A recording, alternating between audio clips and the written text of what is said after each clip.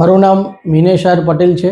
હું કપોલન sessions court ખાતે સરકારી વકીલ તરીકે ફરજ બજાવું છું અને નાર્કોટિક્સ કંટ્રોલ બ્યુરો એનસીબીના સ્પેશિયલ પીપી તરીકે પણ મારી ફરજ બજાવું છું.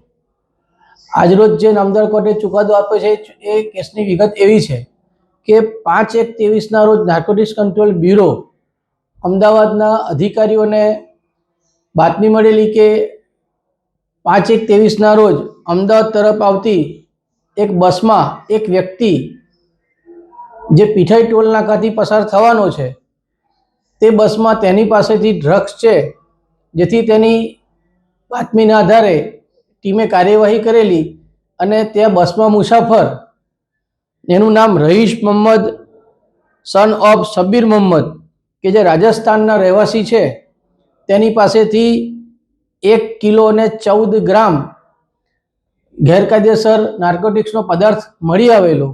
તેને વધુ પૂછતા કે આ પદાર્થ તું ક્યાં લઈ જઈ રહ્યો છે, કોને આપે છે, તો તેમાં તેને આ પદાર્થ અમદાવાદના ફૈયાઝ અહેમદને આપવા જઈ રહ્યો હોવાનું જણાવેલું, જેથી ફૈયાઝ અહેમદના ઘરે એનસીબીની ટીમ ત્રાટકેલી અને તેના ઘરમાંથી 464 ગ્રામ નાર્કોટિક્સનો લગતો પદાર્થ મળી આવેલો, જેનું ફોરેન્સિક લેબોરેટરી ખાતે તપાસ કરતા એ સૌથી ખતરનાક પદાર્થ 4-MEC હતું, જે એમડી ડ્રગ્સથી પણ ઉચ્ચ લેવલનું આ ડ્રગ્સ હતું.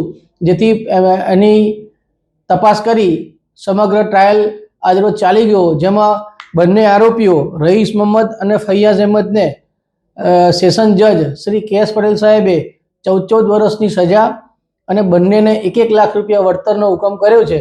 બંને આરોપીઓ જ્યારથી પકડાયા ત્યારથી જ્યુડિશિયલ કસ્ટડીમાં હોય, એમને જામીન આપ્યા ના હોય, પરત જ્યુડિશિયલ કસ્ટડીમાં આજરોજ મોકલી દીધેલા છે. My school is one such future-ready school where I understand each and every concept taught in the class and don't rote learn, where teachers don't just use books and blackboard to teach but use new ways of teaching and learning like audiovisual learning, activity-based learning and group activities, which enhances my conceptual understanding. My school also teaches coding, which is an important 21st century skill.